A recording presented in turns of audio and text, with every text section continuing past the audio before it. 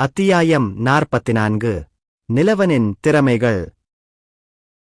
ஒரு பரந்த மற்றும் வட்டமான அரங்கின் உள்ளே ஒரு மனிதனும் ஒரு மினோட்டாரும் வாழ்க்கைக்கும் மரணத்திற்கும் இடையிலான போரில் போராடிக் கொண்டிருந்தனர். எளிமையான வார்த்தைகளில் சொன்னால், நிலவன் தனது கழுதையை மினோடார் நிலவரை தள முதலாளியிடம் ஒப்படைத்துக் கொண்டிருந்தார். தாக்கும் முதலாளியிடமிருந்து தன்னை பாதுகாத்துக் கொள்ள முயன்றபோது தாக்குதலால் அவனது மணிக்கட்டு கிட்டத்தட்ட உடைந்துவிட்டதால் அவன் வலியால் முறித்துக் கொண்டார். மினோட்டோர் தனது சுற்றுப்புறங்களைச் சரிபார்த்தார். நிலவனை ஒரு மூலையில் வைத்தால் நிலவனின் வீரர்கள் தன்னை தாக்குவார்கள் என்று பயந்தார்.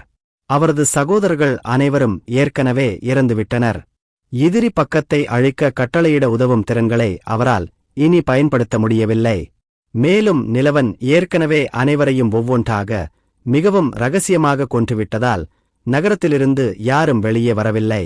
இதன் காரணமாக அது உயிர் வாழ முடியுமா என்பது உறுதியாகத் தெரியவில்லை. எனவே ஓடிப்போவதுதான் அதற்கு ஒரே நியாயமான தேர்வாக இருந்தது. கவலைப்படாதே, அவர்கள் உன்னை தாக்க மாட்டார்கள். நீ என்னை கொன்றால் அவர்களும் இறந்து விடுவார்கள். நிலவன் எழுந்து நின்று தனது தற்காப்பு நிலைப்பாட்டிலிருந்து தாக்குதலுக்கு மாறியபோது வெளிப்படுத்தினார். காற்று வெட்டுபவன் என்று நிலவன் கூச்சலிட்டார். சுற்றியுள்ள காற்றும் அவனது வாளில் ஒன்றிணைக்கத் தொடங்கியது. மேலும் மிகவும் இறுக்கமான காற்று அழுத்தம் கத்தியிலிருந்து விலகிச் சென்றது. நிலவன் தனது வாளை மினோட்டாரின் உடலை நோக்கி வெட்டினார். கிரிங்! இந்த தாக்குதலில் இருந்து தன்னை பாதுகாத்துக் கொள்ள தனது கேடயத்தை பயன்படுத்திய பிறகு மினோடார் முதலாளியின் ராட்சத உடல் 5 மீட்டர் தள்ளிச் செல்லப்பட்டபோது உலோகத்தின் சத்தமும் மிகவும் அழுத்தப்பட்ட காற்று கத்தியின் மோதலும் முழு இடத்தையும் நிரப்பின. அமைப்பு முன்னேற்றத்தை காட்டு. அவன் தனது போர் திறன்கள் மற்றும் நுட்பங்களின் தற்போதைய முன்னேற்றத்தை வெளிப்படுத்த அமைப்புக்கு உத்தரவிட்டார். ஆயுதங்களுக்கான போர் தேர்ச்சி. வாள் 79%. கத்திகள் 68%. வில் 63%. கோடாரி 54%. கேடயம் 35%. ஈட்டி 51%. அனைத்தும் மாஸ்டர் தரவரிசையில். போர் நுட்பங்கள் பின்வருமாறு முன்னேறுகின்றன. விண்கட்டர் 23%. திலெக் பாரி 37%. வாள்கத்தி 29%. லேசரேட் 13%. பிஞ்சர் 21%. திறன்களுக்கான தேர்ச்சி முன்னேற்றம் பின்வருமாறு. நிழல் நடை 93%. தீப்புயல் 53%. பாதுகாப்பு வலிமை 89%. ஸ்டே போதாத்து. நிலவன் பேசிவிட்டு தரை முதலாளியை தாக்கி மீண்டும் தாக்கும்படி கேலி செய்தார். சரியாகச் சொன்னால் அவன் வேண்டுமென்றே தாக்கப்பட்டு மினோட்டூர் முதலாளிக்கு எதிராக பாதுகாத்துக் கொள்வது போலிருந்தது. ஏனெனில் அவன் முதலில் தனது தற்காப்பு திறன்களில் தனது தேர்ச்சியை மேம்படுத்த விரும்பினான். போர் தொடர்ந்தபோது நிலவன் தனது பல தற்காப்பு திறன்களை பயன்படுத்தி எதிரியின் தாக்குதல்களை தடுப்பான். நெய்ட் டெம்ப்ளர் தற்காப்பு திறன்கள் உட்பட பலவற்றை பயன்படுத்தினான். தற்காப்பு பக்கத்தில் அதிக நேரம் செலவிடப்பட்டதால் இந்த திறன்களில் அவனது தேர்ச்சி வேகமாக உயர்ந்து வந்தது. ஏனெனில் எதிரி வலிமையானவர். இரண்டாவதாக அது தனது உயிருக்கு போராடிக் கொண்டிருந்தது. நிலவன் இறந்தால் தரைத்தலைவர் உயிர் பிழைப்பார். அதனால் அது அதன் தாக்குதல்களில் பின்வாங்கவில்லை. நிலவன் இதுவரை சந்தித்த எந்த போர்களிலிருந்தும் இந்த அனுபவத்தை பெற முடியவில்லை. ஏனெனில் அவனது எதிரிகள் அவனை கொல்ல விரும்பவில்லை. ஒரு வாரத்திற்கு முன்பு நிலவனுக்கு பயிற்சி அளித்த அவரது பயிற்றுனர்கள் அவனுடன் சிறந்த முறையில் சண்டையிடவில்லை.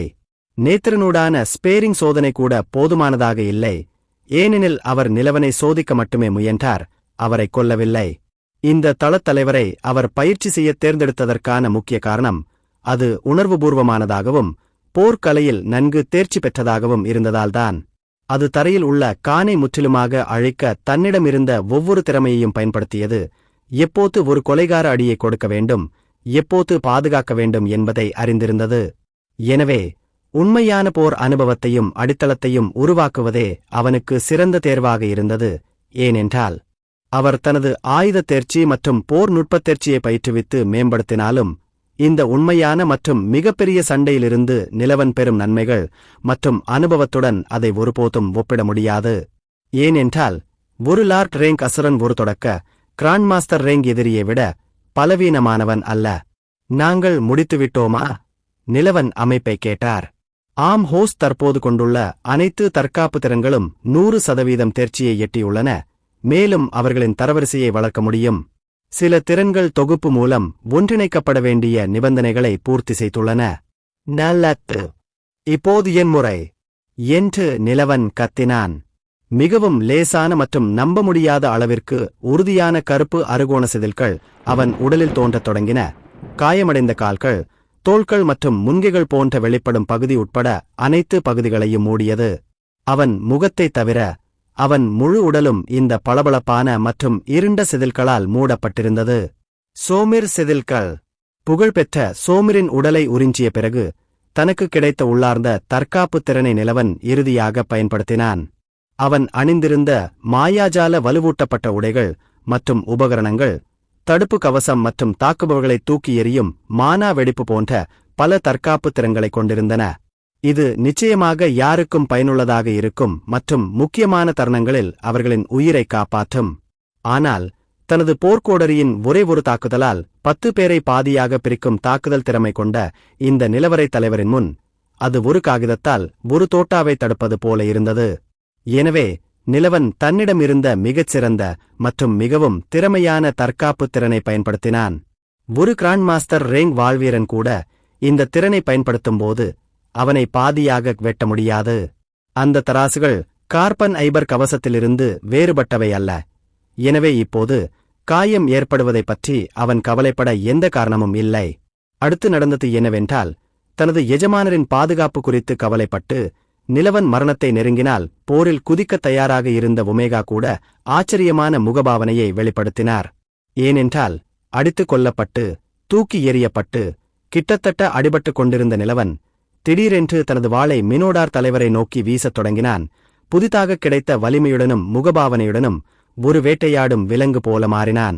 கிட்டத்தட்ட 4 வாரங்களுக்கு முன்பு காட்டில் அரக்கர்களை வேட்டையாடிய போது இருந்ததைப் போன்றது. பலவீனமான பசுவே, என் மீது வா என்று நிலவன் மினோட்டாரை அவமதிப்புடன் அவமதித்தான்.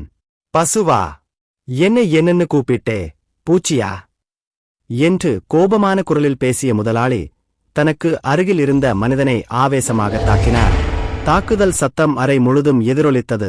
அந்த ஆற்றலின் சக்தியால் சுவர்கள் உடைந்து விழுந்தன. சத்தம் முன்பு போலல்லாமல் நிலவன் இப்போது எதிரிகளிடமிருந்து தாக்குதல்களை தாக்கி அவற்றை தடுத்து நிறுத்தினாள். அவனது அசைவுகள் மிக வேகமாக மாறின. சில சமயங்களில் மஞ்சள் மினோட்டாரை வெவ்வேறு கோணங்களிலும் திசைகளிலும் தொடர்ந்து தாக்கும்போது அவரது உருவம் கிட்டத்தட்ட விழுந்தது. ஊசி குத்துவாள் கத்தி, காற்று வெட்டும் கருவி. நிலவன் தனது பல்வேறு வாழ்திறன்களை பயன்படுத்தத் தொடங்கினார். மேலும் எதிரியின் முக்கிய புள்ளிகளை குறிவைத்தான். மேலும் நிலவனை திசை திருப்ப அருகிலுள்ள தரையை உடைப்பது அல்லது போர்க்கோடரியை பயன்படுத்தி தரையை பிளப்பது போன்ற ஏஓய் திறன்களை பயன்படுத்த முதலாளி முயற்சிக்கும் போதெல்லாம் அவன் செயிட் ஹாப்பரை பயன்படுத்தி விரைவாக பின்வாங்குவான். சிறிது நேரத்திற்கு பிறகு நிலவன் தனது வாளை வைத்து iron storm, water blade, wind blade, rose specs மினோட்டாரின் ராட்சத உடலில் சுடத் தொடங்கினான். கிட்டத்தட்ட அதை எரித்து இறக்கச் செய்தான். ஆனால் அடுத்த நொடியில் அதை உறைய வைத்து இறக்கச் செய்தான். லார்ட் ரேங்க் நிலவரை தள முதலாளி என்ன செய்தாலும் அது நிலவனை ஒருபோதும் அடைய முடியவில்லை. ஏனெனில் அவன் மிக வேகமாகவும் சுறுசுறுப்பாகவும் இருந்தான். அரை மணி நேரத்திற்கு பிறகு நிலவன் இறுதியாக திறன் முன்னேற்றத்தில் திருப்தி அடைந்தான். அவன் தனது மந்திரங்களைச் செய்வதை நிறுத்திவிட்டு மிகவும் சிறப்பாக வடிவமைக்கப்பட்ட மற்றும் ஒரு அரிய ஆயுதம் போல தோற்றமளிக்கும் ஒரு உயர்தரவில்லை எடுத்தான். வெள்ளி கோபோல்ட்டால் கொல்லப்பட்ட ஸ்கார்லெட் லயன் அணி தளபதியின் விண்வெளி வளையத்திற்குள் நிலவன் கண்டெடுத்த ஆயுதங்களில் இதுவும் ஒன்றாகும். அவன் அம்புகள் நிறைந்த ஒரு அம்பராத்தூணியை எடுத்து தன் முதுகில் கட்டிக்கொண்டான். தலைவன் அவனை நெருங்குவதற்குள் அவன் வேறு திசையில் வேகமாக ஓடி தலைவன் மீது அம்புகளை எய்யத் தொடங்கினான். பல்வேறு வில்வித்தை திறன்களை பயன்படுத்தினான். ஆமாம், நூற்றுக்கணக்கான குழுவை தனது சகோதரர்களுடன் கொன்று அழித்த சர்வவல்லமையுள்ள நிலவரை தள தலைவர் 15 பேர் கொண்ட குழுவை தானே எளிதாக வெளியேற்ற முடியும். நிலவனை மரணத்திற்கு அருகில் தள்ளி எதிராளியுடன் விளையாடுவது போல் பலமுறை அரங்க மைதானத்தில் வீசுவான். தாக்குதல் நடத்துபவர் பல்வேறு தாக்குதல் திறன்களையும் மந்திரங்களையும் முயற்சிக்க அனுமதிப்பது மட்டுமே அதன் ஒரே பகுதியாக இருந்த ஒரு போலி. எண்ணிக்கையில் அதன் மிகப்பெரிய நன்மை போய்விட்டது. அதன் இராணுவம் அழிக்கப்பட்டது. இப்போது அது நகைச்சுவையாக கருதிய பலவீனமான எதிரி அவனே இப்போது யமனாக இருக்கிறான். மினோட்டோர் முதலாளி இப்போது குத்தும் பையாக மாற்றப்பட்டார். மற்றொரு மணி நேரத்திற்குப் பிறகு நிலவன் கத்திகளைத் தவிர பல்வேறு ஆயுதங்களில் தனது தேர்ச்சியை 100% உயர்த்தியவுடன் அவர் ஒரு திருப்தியான பெருமூச்சு விட்டான். நேரம் முடிந்துவிட்டது என்று நிலவன் அறிவித்தான். அடுத்த நொடி அவன் 11 மீட்டர் உயரமுள்ள ராட்சத மினோட்டாரின் தோளில் நின்று கொண்டிருந்தான். ஆனால் அது எதிர்வினையாற்றுவதற்கு முன்பே நிலவன் தனது விஷ அமிலத்தால் பூசப்பட்ட தனது ரிப்பர் நகங்களைப் பயன்படுத்தி அவற்றை தரை முதலாளியின் கண்களுக்குள் செலுத்தினான். மினோடார் வலியால் அலறியது. அதன் பெரிய உடல் தரையில் விழுந்தது. விஷ அமிலம் அதன் மூளையை நொடிகளில் உடனடியாக உருக்கி ஒரு புகழ்பெற்ற அசுரனின் உள்ளார்ந்த திறமையின் நற்பெயருக்கு ஏற்ப வாழ்ந்தது. எத்தனை? நிலவன் ஒமேகாவிடம் கேட்டார். 14. என் எஜமானரே, அவர்களில் 3 பேர் நீங்கள் உருவாக்கிய மினோட்டார்கள் என்று ஒமேகா பதிலளித்தார். நிலவன் பதிலுக்கு தலையசைத்தார். ஒமேகாவின் பேச்சு மிக விரைவாக ஒத்திசைவாக மாறியது. மேலும் அவர் சரியான புத்திசாலித்தனத்தை பெற்றார். இப்போது லைக்கன் காட்பீஸ்ட் என்றின் 25% இரத்த வரிசை தூய்மையைக் கொண்டிருந்தார். எனவே நிலவன் ஒரு நாள் உறுதியாக இருந்தார். இந்த காட்பீஸ்டின் வம்சாவளியை பெற முடிந்தால் எதிர்காலத்தில் அது ஒரு அறிவுசார் துணையாக மாறும். அவன் இறந்த உடலின் மீது கைகளை வைத்து மினோட்டூர் நிலவரைத்தள முதலாளியின் திறன்களை உள்வாங்கத் தொடங்கினான். இப்போது என்னை ஏமாற்றாதே.